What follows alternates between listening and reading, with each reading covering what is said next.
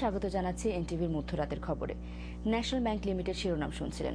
এছাড়াও থাকছে Dhaka medical college হাসপাতালে চিকিৎসায় অনিয়ম নিয়ে অনুসন্ধানী প্রতিবেদনের শেষ পর্ব। এবারে পুরো খবর।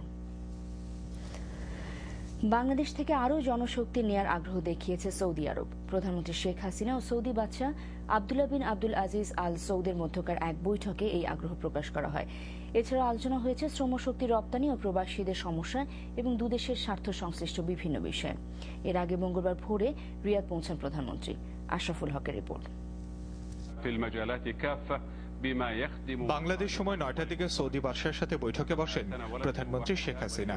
বৈঠকে জনশক্তি রপ্তানি এবং সে দেশে বসবাসরত শ্রমিকদের নানা সমস্যা নিয়ে আলোচনা হয়। প্রায় ১ ঘন্টা বৈঠকে আলোচনা হয় দুদেশের স্বার্থ সংশ্লিষ্ট নানা বিষয়ে। উষ্ণভাবে আমাদেরকে সেখানে গ্রহণ করেছেন এবং আমাদের প্রধানমন্ত্রীর প্রতি অভিনন্দন জানিয়েছেন, তাকে বোন বলে আখ্যায়িত করেছেন এবং আমাদের যে শ্রমিকদের কামা পরিবর্তনের ব্যাপারে আমাদের যে অনুরোধ ছিল, তিনি বলেছেন যে গতকালই তাদের মন্ত্রিসভায় সেই ব্যাপারটিতে সিদ্ধান্ত হয়েছে, অতএব আকামা পরিবর্তন করা যাবে। জনশক্তি নেওয়ার মানে বন্ধ চালু সেই রকম করে কথাটা না, কথাটা হয়েছে যে ওনাদের যা যা যেখানে যেই সেক্টরে যেখানে লোক নেওয়া প্রয়োজন হবে তারা সেখানেই আমাদের এখান থেকে তারা লোক নেবেন। এর আগে প্রধানমন্ত্রীর সাথে সৌজন্য বৈঠক করেন সৌদি পররাষ্ট্রমন্ত্রী। তাদের মধ্যে আলোচনা হয় শ্রমিক সমস্যা, রেসিডেন্সি ট্রান্সফারের প্রতিবন্ধকতা নিয়ে। এ সময় পররাষ্ট্রমন্ত্রী, প্রতিমন্ত্রী এবং বৈদেশিক কল্যাণমন্ত্রী সেখানে উপস্থিত ছিলেন। পরে প্রধানমন্ত্রীর সাথে সৌদি পররাষ্ট্রমন্ত্রী একান্তে প্রায় আধ ঘন্টা কথা বলেন এবং বিশেষত বাংলাদেশের যে ওয়ার্কাররা এখানে আছেন সে বিষয়টা মাননীয় প্রধানমন্ত্রী আলোচনা করেছেন এবং তাদের সুযোগ সুবিধা এখানে থাকার ক্ষেত্রে এবং রেসিডেন্সি ট্রান্সফারের ক্ষেত্রে যে সমস্ত সমস্যা আছে সেই সমস্যাগুলো দূর করার জন্য মাননীয় প্রধানমন্ত্রী পররাষ্ট্রমন্ত্রীকে অনুরোধ জানিয়েছেন এবং তিনি বলেছেন রেসিডেন্সি ট্রান্সফারের ক্ষেত্রে কিছু প্রতিবন্ধকতা গতকালই উঠ্র করা হয়েছে এবং তারা এই বিষয়টা খুব সিরিয়াসলি গ্রহণ করেছে এবং প্রতিবন্ধকতা দূর করার ব্যাপারে পদক্ষেপ গ্রহণ করার আশ্বাস দিয়েছেন। এর আগে স্থানীয় সময় ভোর ৩:৪৫ রিয়াদের কিং খালেদ বিমানবন্দরে পৌঁছান প্রধানমন্ত্রী শেখ হাসিনা। সেখানে তাকে উষ্ণ অভ্যর্থনা জানানো হয়। পবিত্র উমরা পালনের জন্য রাতে মক্কার উদ্দেশ্যে রিয়াদ ত্যাগ করবেন প্রধানমন্ত্রী। আশরাফুল হক, এনটিভি নিউজ, ঢাকা।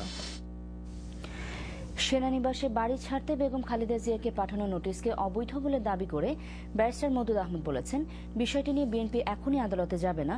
মোস্তফা খন্দকার জানাচ্ছেন বিস্তারিত। সোমবার বেগম খালেদা জিয়াকে ১৫ দিনের মধ্যে সেনানিবাসের বাড়ি ছেড়ে দেওয়ার জন্য সামরিক ভূমি অধিদপ্তর থেকে নোটিশ পাঠানো হয়। নোটিশে বলা হয় ১০ জুলাই ১৯৮১ সালে সেনা সদর কিউএমজি শাখা যে বরাদ্দ দিয়েছিল তা ছিল আইনগত এখতিয়ার বহির্ভূত।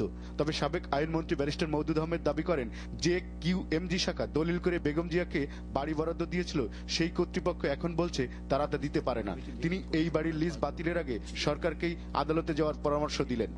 প্রতিরক্ষা মন্ত্রণালয়ের প্রস্তাব অনুযায়ী তখন এই লিস্টটা দেওয়া হয়েছিল, রেজিস্ট্রি করে দেওয়া হয়েছিল। আজকে সেই প্রতিরক্ষা মন্ত্রণালয় বলছেন যেটা আইনগত এখতিয়ার বহির্ভূত ছিল।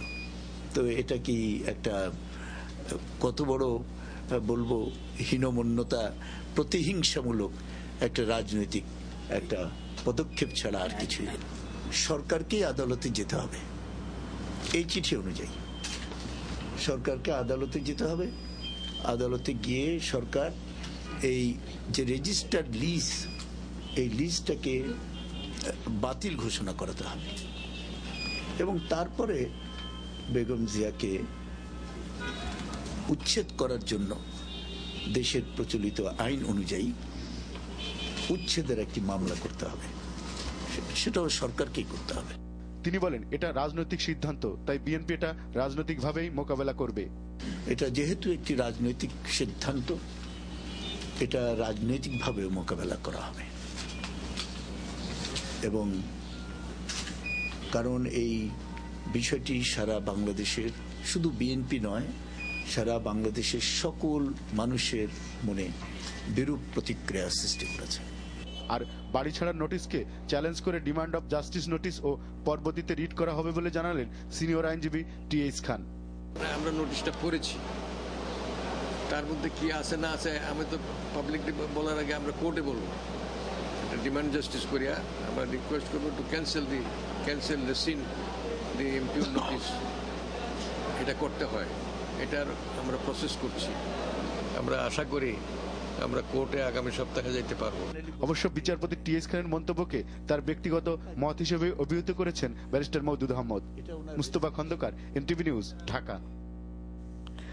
বেগম জিয়াকে হেয় ও মানসিকভাবে বিপর্যস্ত করতেই তাকে বাড়ি ছাড়া নোটিশ দেওয়া হয়েছে বলে অভিযোগ করেছেন বিএনপি মহাসচিব খন্দকার দেলোয়ার হোসেন। মঙ্গলবার দলীয় কার্যালয়ের সামনে ছাত্রদল আয়োজিত প্রতিবাদ সমাবেশে তিনি হুঁশিয়ারি দেন, সরকার নিজে থেকে এই নোটিশ প্রত্যাহার না করলে সিদ্ধান্ত বদলাতে বাধ্য করা হবে। এদিকে চেয়ারপারসনের গুলশান কার্যালয়ে সেনানিবাসে বাড়ি ছাড়া নোটিশের বিষয়ে আলোচনা করতে সন্ধ্যায় বৈঠক করে দলের স্থায়ী কমিটি। আহমেদ সাগরের রিপোর্ট। বেগম খালেদা জিয়ার ক্যান্টনমেন্টের বাড়ি ছেড়ে দেওয়ার নোটিশের প্রতিবাদে ছাত্রদল আয়োজিত সমাবেশে বক্তারা বলেন, দেশবাসী আশা করেছিল সরকার সিদ্ধান্ত বদলাবে, নিজেদেরকে জনগণের মুখোমুখি দাঁড় করাবে না। এখনো সময় আছে উল্লেখ করে তারা সরকারকে সিদ্ধান্ত বদলানোর আহ্বান জানান। এটা রাজনৈতিক উদ্দেশ্য প্রণোদিত, এটা আমাদের নেত্রীকে জনসমক্ষে হেয় প্রতিপন্ন করার জন্য, একই সাথে তাকে বিপর্যস্ত মানসিকভাবে বিব্রত করার জন্য নৈরাজ্যের দিকে দেশকে ঠেলে দেন। কোন বিশেষ অবস্থার সৃষ্টি যদি আপনারা করেন, সেই অবস্থা যদি আমাদের মোকাবেলা করতে হয় জনস্বার্থে, তাহলে যে পরিস্থিতির সৃষ্টি হবে সেটা তো তার জন্য দায় দায়িত্ব আপনাদের ঘাড়ে থাকবে। বিএনপি মহাসচিব সরকারকে দেশ গড়ার কাজে মনোযোগী হবার পরামর্শ দেন। এদিকে এক ব্রিফিংয়ে বিএনপি নেতা সালাউদ্দিন কাদের চৌধুরী বলেন, সরকারের এ ধরনের আচরণের পর তারা সংসদের পরবর্তী অধিবেশনে যোগ দেবেন কিনা তা ভেবে দেখতে হবে। এটা তো আমাদের রাজনৈতিকভাবে মোকাবেলা করতে হবে এবং আমাদের আরো আলাপ হয়েছে, সেটাও আপনাদের বলে দিতে পারি যে আগামী অধিবেশনে বিএনপি আদৌ সংসদে যাবে কিনা এই ব্যাপারে আমরা খুব সিরিয়াসলি চিন্তা ভাবনা করছি। তিনি বলেন, দেশ পরিচালনায় বিএনপি সরকারকে সবসময়ই সহযোগিতা করতে চায়, কিন্তু তা নির্ভর করছে সরকারের আচরণের উপর। আহমেদ সাগর, এনটিভি নিউজ, ঢাকা। আওয়ামী লীগের সাধারণ সম্পাদক আব্দুল জলিল বলেছেন, তাকে যদি কাউন্সিল পরিচালনা করতে দেওয়া না হয় তবে তা হবে দলের জন্য একটি বাজে উদাহরণ, ক্ষতিগ্রস্ত হবে গণতন্ত্র। এনটিভিকে দিয়ে একান্ত সাক্ষাৎকারে তিনি তার বর্তমান অবস্থার জন্য দায়ী করেন সংশয় প্রস্তাব দেওয়া নেতাদের। সৈয়দ আশরাফের সাধারণ সম্পাদকের দায়িত্ব পালন করার এখতিয়ার নিয়ে প্রশ্ন তোলেন তিনি। আব্দুল জলিলের সাক্ষাৎকার ভিত্তিক প্রতিবেদনের দ্বিতীয় পর্ব জানাচ্ছেন বদরুদ্দোজা বাবু। নির্বাচনের আগেই মুক্তি পান আব্দুল জলিল। গঠনতন্ত্র অনুযায়ী নিজেকে সাধারণ সম্পাদক হিসেবে দাবি করেন তখনই, কিন্তু সভানেত্রী শেখ হাসিনা তাকে বিশ্রামে থাকার পরামর্শ দেন। এরপর থেকেই দলে একেবারেই নিষ্ক্রিয় সাধারণ সম্পাদকের পদে থাকা আব্দুল জলিল। তার এই পরিণতির জন্য সংস্কার প্রস্তাব দেয়া নেতারা দায়ী, এমন অভিযোগ করলেন তিনি। আমাদের দলে কিছু নেতারা সেই শেখ হাসিনাকে হটানোর জন্য তারা সংস্কারের নামে রাজপথে নামলো, পেপার মিডিয়ার মধ্যে গেল। আমি শেখ হাসিনার পক্ষে স্ট্যান্ড নিলাম।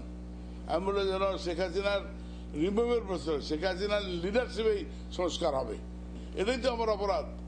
ডিজিএফআইকে বোঝানো হলো যে জলিল সাহেবের এই জলিল সাহেবকে যদি নিয়ন্ত্রণ করা না যায় তাহলে আমরা আগাতে পারবো না, বিকজ তারা দালালি করে নিত, দালাল তাদের সঙ্গে আন্ডারস্ট্যান্ডিং এ তারা এই কাজটা করছে, তারা উস্কানি দিয়েছে।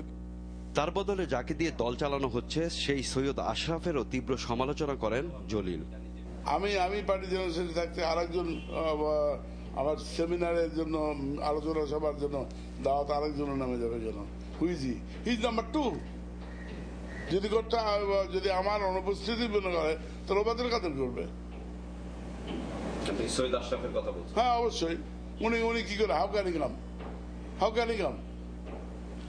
আমি দায়িত্ব পালন করলে এখনো আল্লাহ আমাকে সেই সামর্থ্য শক্তি দিয়েছে, I can move through out the country. আমি পার্টিকে জাম্প করাতে পারি। তিনি বলেন, যাদের উপদেশ নিয়ে শেখ হাসিনা চলছেন তারা তার ভালো কখনোই করতে পারবে না, তাই শুধু নামে নয় কাজে সাধারণ সম্পাদকের দায়িত্ব পালন করতে চান আব্দুল জলিল। না, কাউন্সিল হলে তো নতুন সেক্রেটারি হবে, এটা তো আমরা আগের থেকে সিদ্ধান্ত নিয়েছি। আমার তো 2বার সেক্রেটারি হওয়ার কোনো প্রয়োজন নেই, 5 বছর 7 বছর হয়ে গেল। কাউন্সিল হবে, কিন্তু কাউন্সিলটা আমি সেক্রেটারি থাকাকালীন কাউন্সিল